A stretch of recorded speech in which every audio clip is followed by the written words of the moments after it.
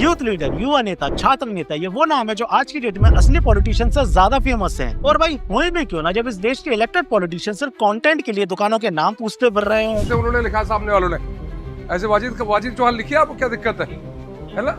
लोगों की कंप्लेंट में आया हूँ मैं, वैसे मेरे को शौक नहीं आने का आपके पास। एक इलेक्टेड पार्षद सिर्फ कंटेंट के लिए लोगों के साथ हद से ज्यादा बदतमीजी कर रही हो। मैं समझा दूंगी, कान में तेल डालकर गरम गरम। ये कल तक सारे यहीं के लोगों को चाय पी पी के कपों का पीछे बैठ कर एमसीडी का पार, क्या ये डस्टबिन है क्या?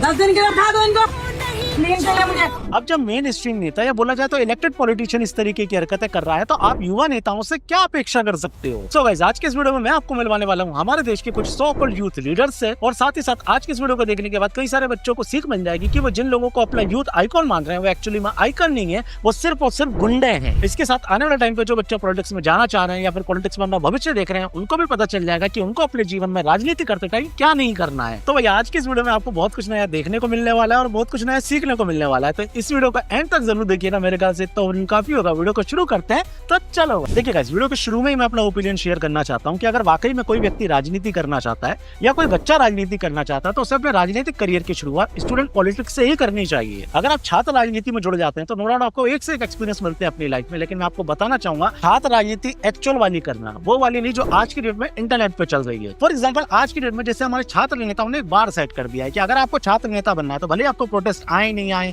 आपको स्टूडेंट्स की बात रखना आए नहीं आए, उनके हक के लिए लड़ना आए नहीं आए, लेकिन आपको टेबल ठोकना जरूर आना चाहिए। तो बुला लेना उनको और आ जाना, लड़ना हो तो। मुझे केमिस्ट्री में एक बार पास करके दोबारा उसी में फेल क्यों किया गया?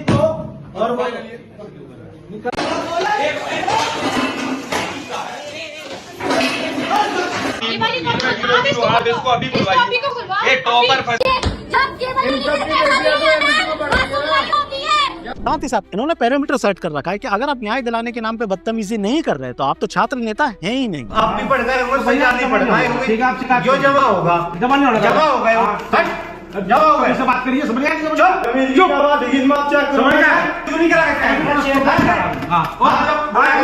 साथ ही साथ इन लोगों ने विक्टिम कार्ड का भी बहुत अच्छे से इस्तेमाल करना सीख लिया। फॉर एग्जांपल, आपने कोई इलीगल एक्टिविटी कर ली, जैसे मान लो आप गाड़ी में जा रहे हो और गाड़ी में आपने काली फिल्म चढ़ा ली है जो कि ट्रैफिक रूल्स के खिलाफ है। अब मान लो कि पुलिस वाला आपको रोक लेता है तो वहाँ पे आपको उसका चालान नहीं भरना, बल्कि वहाँ पे विक्टिम कार्ड खेलना है। मैं छात्रों की बात करता हूँ, न्याय की बात करता हूँ, इसलिए मुझे रोका जा रहा है। सबके बंद करवाना यहाँ पे, ये मेरे साथ सब पर्सनल बहस क्यों निकाली जाती है यहाँ पे? इसलिए ताकि मैं स्टूडेंट आवाज उठाता हूँ, इसलिए क्या? नहीं, ये जायज नहीं है। जो ब्लैक फिल्म की तो ना हम नहीं। और इन्हीं सारी चीजों के साथ साथ अगर आपको एक्टिंग आ जाए इन दीदी की तरह तो समझ लो बन गए आप छात्र नेता। लड़की समझ के क्या समझ रखा है तुम लोग? मतलब हमको ये कहना है कि लड़की समझ के कमजोर समझ लिया हो?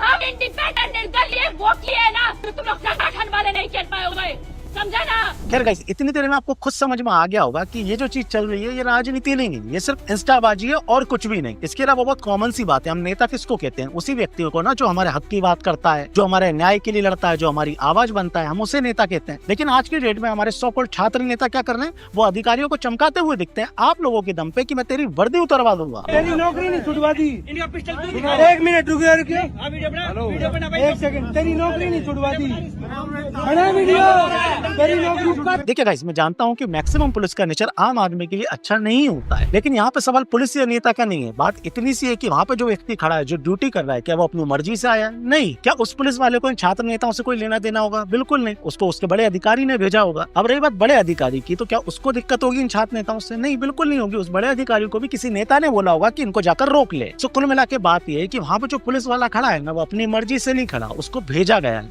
और तुम उस पर दादागिरी दिखा के क्या साबित करना चाहते हो मुझे नहीं पता। अगर तुम्हें वाकई में प्रोटेस्ट करना है तो जाओ नेताओं के घर के बाहर जाकर प्रोटेस्ट करो, वहाँ प्रोटेस्ट करके दिखाओ, तब मैं मानूंगा कि आप वाकई में एक्चुअल प्रॉब्लम के लिए प्रोटेस्ट कर रहे हो। सीरियसली गाइस, आप इन्हें नेता बोल रहे हैं, ये नेता है? नेता का काम क्या होता है? सबको साथ लेके चलना है। ये सबको साथ लेके चल रहा है। आप साथ लेना छोड़िए, ये तो ऐसी बातों पे ऑफेंड हो जा रहे हैं जिसकी कोई हद नहीं। एक हमारे तथाकथित छात्र नेता है, वो इस बात पे ऑफेंड हो गए थे कि खिड़की में जो छेद है वो बीच में क्यों है, ऊपर क्यों नहीं है? छात्र जो है वो झुक के बात नहीं करेगा। बच्चा बात नहीं कर पा रहा, नुनू कर बात करे बच्चा है। ले यार,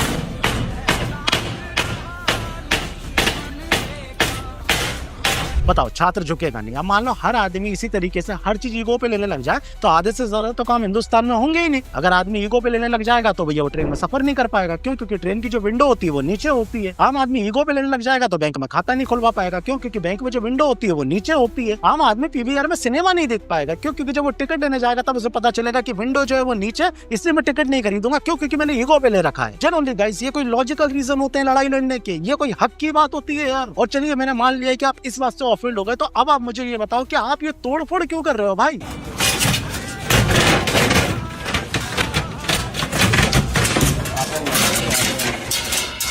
ये जो सरकारी प्रॉपर्टी होती है ये छात्र नेता नहीं बनवाते हैं, इनकी जेब से पैसा नहीं लगता है भाई।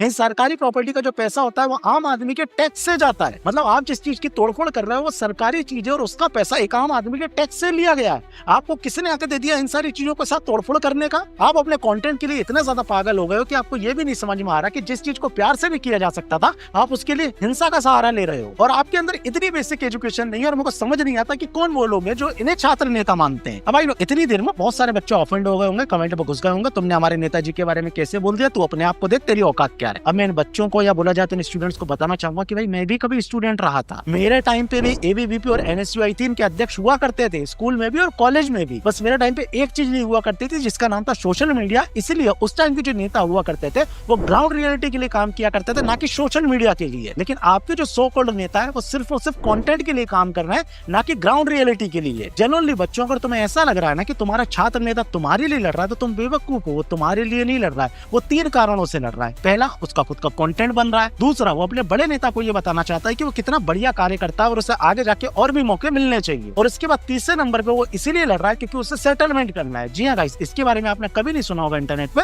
लेकिन आज मैं आपको बताना चाहूंगा कि सेटलमेंट क्या होता है। जनरली बच्चों ऐसा जरूरी नहीं है कि तुम्हारा नेता सिर्फ तुम्हारे लिए लड़ रहा है, हो सकता है कि वो पैसों के लिए भी लड़ रहा हो। अभी एग्जाम्पल से समझाता हूँ तुम्हें, ठीक है? हमारे देश में पटवारी घोटाला होता है, एकदम से प्रोटेस्ट शुरू होते हैं, एकदम से भीड़ आना शुरू होती है, लेकिन एकदम से ये प्रोटेस्ट रुक जाता है और एकदम से बातें बंद हो जाती हैं। जिस चीज की मीडिया कवरेज के लिए पेपर भरे हुए थे एकदम से पेपर में से ये खबर गायब हो जाती है। क्यों हो जाती है? क्यों सब कुछ सही हो गया? नहीं, सेटलमेंट हो गया। हमारे देश में नर्सिंग घोटाला होता है, बहुत सारे बच्चे प्रोटेस्ट पे बैठते हैं, सड़कों में बैठते हैं, हाथ में पट्टियां लिए रहते हैं, एकदम से प्रोटेस्ट चलते चलते बंद हो जाता है। क्यों?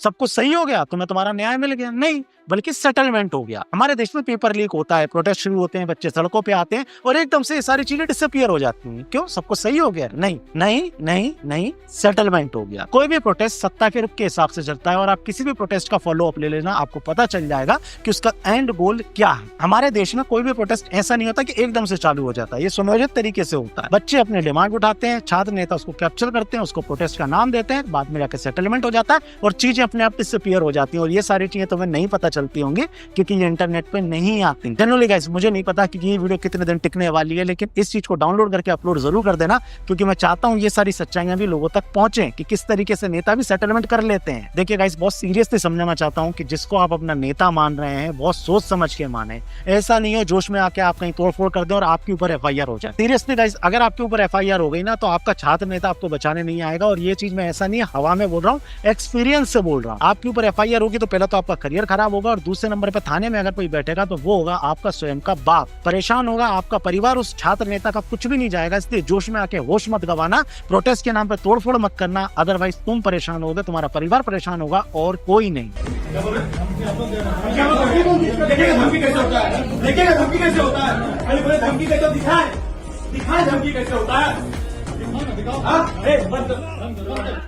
इस युवा नेता की उम्र होगी 25 से 30 साल और ये जिस व्यक्ति से बदतमीजी कर रहा है उसकी उम्र होगी कम से कम 55 से 60 साल के बीच। देखिए, मैं मान सकता हूँ यहाँ पे आप बहुत ज्यादा गुस्से में होंगे, लेकिन क्या गुस्से में आपकी मॉरलिटी एकदम गायब हो जाती है? क्या गुस्से में आपके एथिक्स एकदम पीछे छूट जाते हैं? क्या गुस्से में आपकी बेसिक एजुकेशन एकदम गायब हो जाती है? आपको गुस्सा आ रहा है, बहुत अच्छी बात है, लेकिन एक बार सामने वाले की उम्र का भी तो लिहाज कर लो ना यार। वो भी किसी का बाप होगा, किसी का दादा होगा। अगर आपके घर के व्यक्ति के साथ कोई ऐसी बदतमीजी करेगा तो क्या आप उसको एकदम नॉर्मलाइज लोगे? नहीं लोगे ना। देखिए गाइस, मैं बहुत क्लियरली बताना चाहता हूँ कि मैं खुद यूथ लीडरशिप को सपोर्ट करता हूँ। नो डाउट इस देश की राजनीति में युवा नेताओं को आना चाहिए, लेकिन ये जो युवा नेता है इन सबका पैटर्न एकदम सेम क्यों है? मतलब इन लोगों का जो पॉलिटिकल कंटेंट होता है वो बिल्कुल वैसे ही होता है जैसा रवि चौधरी सेट करके गए हैं, या फिर बोला जाए जो रविंद्र भाटी सेट करके गए हैं। मतलब इन सभी युवा नेताओं का कंटेंट इन दो लोगों के आसपास ही घूमता रहता है। जो चीजें रविंद्र भाटी ने करी या फिर जो चीजें रवि चौधरी ने करी, ये लोग सेम टू सेम वैसा ही कर रहे हैं। देखिए, जितने भी युवा नेता इस वीडियो को देख रहे हैं, मैं बताना चाहूंगा कि सेम पैटर्न पे काम मत करो भाई, कुछ अलग करने का ट्राई करो, अदरवाइज क्रिटिसाइज होगे जैसे कि अभी मैं कर रहा हूँ। और साथ ही साथ जिस तरीके की बदतमीजी तुम लोग कर रहे हो तुम्हारे साथ भी हो जाएगी। हुई थी ना तुम्हारे साथ एक बार बदतमीजी आज से 2-3 साल पहले लॉकडाउन के टाइम।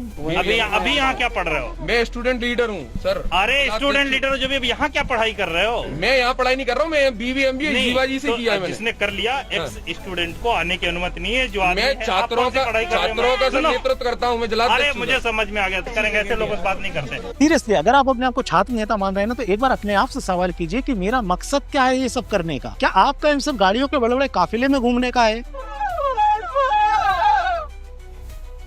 या सिर्फ आपको पुलिस के साथ बदतमीजी करनी है और पुलिस के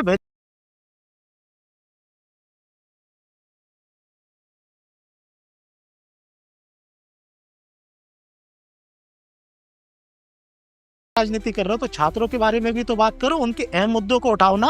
बात करो किस तरीके से नीट के एग्जाम के बाद इतने सारे बच्चे क्यों डिप्रेशन में चले गए। बात करो उन कोचिंग माफियाओं के बारे में जो कोचिंग की फीस तो भर भर के लेते हैं लेकिन स्टूडेंट्स को हॉस्पिटलिटी के नाम पे कुछ नहीं देते हैं। इनफैक्ट उनकी ऐसी दुर्दशा कर देते हैं कि कोई बच्चा करंट लगने से मर जाता है और कुछ बच्चे बेसमेंट में डूबने से मर जाते हैं। अगर तुम वाकई में स्टूडेंट्स की वॉइस बनना चाहते हो तो इन सब मुद्दों के बारे में बात करो ना। तुम बात करो सरकारी स्कूलों के बारे में कि कैसे उनकी हालत दिन ब दिन बदतर होती जा रही है। तुम बात करो मिड डे मील के बारे में, जाओ ना भैया सरकारी स्कूलों में, देखो मिड डे मील की हालत क्या है। उन चीजों का एक्सपोज करो, नेताओं के सामने प्रोटेस्ट करो, हम भी आपका साथ देंगे। लेकिन आपको सिर्फ करनी है बदतमीजी, जिसपे मैं आपका 1% साथ नहीं दे सकता। और मैं जानता हूँ जितने भी लोग एजुकेटेड है वो भी आपका साथ नहीं देंगे। आप अपने आप को छात्र नेता बोलते हो और स्टूडेंट्स की एक बहुत बड़ी फैन फॉलोइंग आपके साथ चलती है। अगर आप इस फैन फॉलोइंग का सही तरीके से इस्तेमाल करेंगे तो नो डाउट इस देश में चेंजेस आएंगे। आप दबाव बनाइए नेताओं के ऊपर कि वो अपने बच्चों को विदेश पढ़ने ना भेजे बल्कि इस देश के ही सरकारी स्कूलों में भेजें। और मैं दावे के साथ कहता हूँ जिस दिन आपने सरकारों के ऊपर दबाव बनाना शुरू कर दिया, जिस दिन नेताओं के बच्चे सरकारी स्कूल में पढ़ने लग गए, उस दिन सरकारी स्कूलों की हालत बदतर से बेहतर होना शुरू 101% हो जाएगी। ये सरकारी स्कूल जिसमें गरीब माँ बाप जबरन अपने बच्चों को भेजते वो प्राउडली भेज पाएंगे क्योंकि नेताओं के लड़के भी उस स्कूल में पढ़ रहे होंगे। लेकिन ये चीज आप ही कर सकते हैं जो अपने आप को छात्र नेता बोलते हैं। लेकिन जेन्युइनली मेरे युवा नेताओं आप इन मुद्दों को नहीं उठाते। आप इतनी ज्यादा बदतमीजी पे उतरते जा रहे हैं जिसकी कोई हद नहीं। जैसा मैंने शुरू में बताया मेरे टाइम भी नेता हुआ करते थे लेकिन वो इतने बदतमीज नहीं हुआ करते थे कि प्रिंसिपल के ऑफिस में जाके गोबर फेंक दे। ऐसा सुनिए तो सही। आप मेरी बात सुनिए, बुला लो जिसको बुलाना है। भाई क्योंकि रिसर्च प्रोजेक्ट है। या फिर इस बात पे लड़े कि मिशनरी स्कूल में बच्चों को कलावा नहीं पहनने दिया जा रहा। इस देश में जितने भी मिशनरी स्कूल बने हुए हैं वो धर्म के नाम पर ही बने। जितनी गलती उन मिशनरी स्कूल्स की है उतनी गलती उन माँ बाप की भी है जो इन स्कूलों में अपने बच्चों को भेजते हैं। समांतर गलती सरकारों की भी है जो इस देश में एक तरीके के कानून को चलने दे रही है। आप अपने कंटेंट के लिए सिर्फ स्कूलों की गलती दिखाते हो और माँ बाप की गलतियों को छुपा देते हो जो कि एकदम गलत है। अगर आप दोनों पक्षों की गलती दिखाओगे तो माँ बाप को भी समझ में आएगा कि उन्हें अपने बच्चों को इन स्कूलों में नहीं भेजना, इनका इकोनॉमिक बॉयकॉट करना है। आप आज की जनरेशन को इतना ज्यादा इनसेंसिटिव बना रहे हो जिसकी कोई हद नहीं। अगर आप ऐसी छोटी छोटी बातों पे ऑफेंड होंगे तो बच्चे तो और भी ज्यादा ऑफेंड होना शुरू हो जाएंगे। मैं आपको अपने पर्सनल एक्सपीरियंस से बता रहा हूँ गाइस कि मैं खूब पिटा हूँ, उन टीचरों से पिटा हूँ स्कूल में जिन्होंने किसी को नहीं मारा लेकिन मुझे मारा था। और आज मुझे रियलाइज होता है कि अगर शायद उन्होंने उस टाइम पे मुझे नहीं मारा होता तो आज सम्राट गौर सम्राट भाई नहीं बनते। अगर आपको स्कूल में पनिशमेंट नहीं मिलेगी ना तो आप सही से सीख नहीं पाएंगे समाज के बारे में और आगे चल के आपको ही प्रॉब्लम हो। मैं प्राउडली कहता हूँ मेरी टीचरों ने मुझे खूब पीटा और इसलिए आज जब भी मैं स्कूल जाता हूँ मुझे टेबल ठोकने की जरूरत नहीं होती। आज भी मुझे सम्मानित तौर पर बुलाया जाता है, इनफैक्ट मंच भी दिया जाता है। यहाँ पे ये सर आप ही हैं, आप ही वो टीचर है जिनकी बदौलत मैं बना हूँ। इस सोलर सिस्टम में भी सबसे बड़ा जो ग्रह होता है वो जुपिटर होता है, यानी कि गुरु। तो गुरु की बराबरी से बैठना ये अपने आप में आउटवर्ड चीज है। तो मैं कभी जीवन में नहीं सोच सकता कि मैं आप लोगों की बराबरी पे ही बैठ जाऊँ या उधर बैठ जाऊँ। दैट द रीजन मैं पीछे बैठ रहा था और कोई रीजन नहीं था। खैर बाकी इन दी एंड में यही कहना चाहूंगा, नो डाउट आज की डेट में हम लोगों ने गुंडों को ग्लोरीफाइड करना शुरू कर दिया और इतना ज्यादा ग्लोरीफाइड करना शुरू कर दिया है कि आज की डेट में या तो वो नेता बन जाते हैं या फिर वो बिग बॉस में चले जाते हैं। अगर आज आप इन्हें नहीं रोकेंगे तो कल ये आपके परिवार के लोगों के साथ बदतमीजी करेंगे और तब आकर आप बोलेंगे कि यार सम्राट भाई काश इन्हें अपन पहले ही रोक लेते, आप सही बोल रहे थे उस टाइम पे। मैं सीरियसली आप लोगों से पूछना चाहता हूँ क्या चीज में आपको खुशी मिल रही है? इस चीज में कि आपका टोल टैक्स बच जाता है। अगर आपका युवा नेता 1 करोड़ की गाड़ी खरीद रहा हो 100 रुपए का टोल टैक्स नहीं भर पा रहा तो इससे गिरी हुई हरकत और क्या होगी? इससे इंस्पायर्ड हुआ जाता है, इसको एडमायर किया जाता है। ये तो हंसी उड़ाने वाली बात है भाई। इसके अलावा अगर आपको ऐसा लग रहा है कि आपका युवा नेता आपके लिए बहुत सारी चीजों को फ्री करा देगा तो मैं बताना चाहूंगा कोई भी चीज फ्री नहीं होती है इस देश में। इन दी एंड उसका पैसा आपसे ही वसूला जाएगा टैक्स के नाम पे। अगर हर चीज फ्री हो जाएगी तो आदमी काम करना ही नहीं चाहेगा, वो स्ट्रगल सीख ही नहीं पाएगा, क्योंकि हर चीज उसे थाली में सजी सजाई मिल जाएगी। ना वीडियो के एंड में मैं अपने छात्र नेताओं से रिक्वेस्ट करना चाहूंगा, आपको न्याय दिलाना है लोगों को बिल्कुल दिलाओ, लेकिन ऐसा ना हो कि एक को न्याय दिलाने के चक्कर में आप दूसरे के साथ अन्याय कर दो। जिस तरीके से हमारे हाथ में 5 उंगलियां बराबर होती है ना, अब ऐसा तो नहीं कर सकते कि 5 को काट दो और उसके बाद बोले कि नहीं अब बराबर हो गई, नहीं, ऐसा नहीं होता। अंगूठे की अपनी अहमियत है, अंगुलियों की अपनी अहमियत है, उसी तरीके से बच्चों की अपनी अहमियत है और टीचर की अपनी अहमियत है। अगर आप न्याय की बात कर रहे हैं तो ये पूरी तरीके से ध्यान रखें कि किसी दूसरे के साथ अन्याय ना हो। ना, वीडियो के एंड में मेरा आप लोगों से सवाल है गाइस कि आप मुझे बताओ कि एजुकेशन सिस्टम आखिर में कहां पहुंच चुका है। जब हम बच्चे हुआ करते थे तो सिर्फ पढ़ाई हुआ करती थी, लेकिन आज की डेट में पढ़ाई से ज्यादा राजनीति होती है। एक बच्चा 1 साल में 1 क्लास पूरी करता है, जिसमें से 6 महीने तो प्रोटेस्ट में निकल जाती है। फिर जब मैं पेपर देने के लिए जाता हूँ ये 25 अंक आ गए, जब मैं दूसरी बार वही पेपर देने के लिए जाता हूँ तो संभवतः इससे अधिक नंबर आना चाहिए, लेकिन उससे कम अंक बहुत सारे छात्रों को यहाँ पे दे दिए गए हैं। बचे हुए 6 महीने में कल्चरल प्रोग्राम होते हैं, और उन सो कॉल्ड कल्चरल प्रोग्राम में कितनी ज्यादा वल्गैरिटी होती है मुझे बताने की जरूरत नहीं है।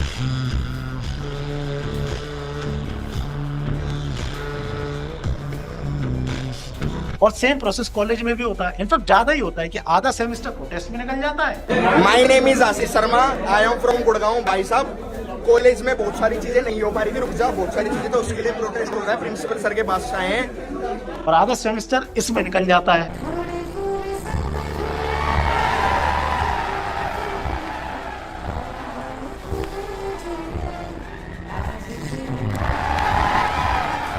ये आईआईटी लेवल कॉलेजेस की वीडियो है गाइस, ये कल्चरल प्रोग्राम सीरियसली। कुल मिला के अगर हमने इनको आज नहीं रोका तो हमारा एजुकेशन सिस्टम सिर्फ एक सर्कस बन के रह जाएगा। आज लड़ाइयां खिड़कियों पे हो रही है कि खिड़की नीचे क्यों ऊपर क्यों, आने वाले टाइम पे लैंग्वेज पे होने लग जाएंगी। हे टीचर नो हिंदी, अदरवाइज में टेबल ठोक देगा। यहाँ पे हिंदी नहीं पढ़ाना, सिर्फ कन्नड़ा पढ़ाना। क्या चला यहाँ पे हिंदी का को पढ़ाता है, मैं एमएनएस का वर्कर है, मराठी पढ़ा, सिर्फ मराठी। आई बात समझ में? आज ये टीचरों को टेबल ठोक के धमका रहे हैं, गोबर फेंक के धमका रहे हैं, कल को ये लैंग्वेज के लिए धमकाएंगे। अब अगर आप वाकई में अपने एजुकेशन सिस्टम को सर्कस नहीं बनाना चाहते तो आज ही इसके खिलाफ आवाज उठाएं। अगर आपको वीडियो पसंद आई है तो लाइक करें, शेयर करें, कमेंट करके मुझे अपना ओपिनियन जरूर दें। जेन्युइनली गाइस, मैं हर एक कमेंट को पढ़ता हूं, सबको लाइक नहीं कर सकता क्योंकि समय का अभाव रहता है। अगर आप कमेंट करेंगे तो मुझे भी बहुत ज्यादा मोटिवेशन मिलेगी, साथ ही साथ मुझे भी पता चलेगा कि मुझे आगे क्या कंटेंट बनाना है। बाकी हाँ गाइस, एक डेडिकेटेड पॉडकास्ट या बोला जाए तो वीडियो हमारे द सम्राट शो पे आने वाली है। इसमें आपको पता चलेगा कि किस तरीके से आप पॉलिटिक्स को ज्वाइन कर सकते हैं, तो जाके सम्राट शो को जरूर सब्सक्राइब कर लीजिए। ये चैनल है हमारा और इसकी लिंक भी आपको डिस्क्रिप्शन में मिल जाएगी। बाकी तो सब सेट है, सम्राट भाई बेस्ट है। बोलो मेरे साथ, जय श्री राम।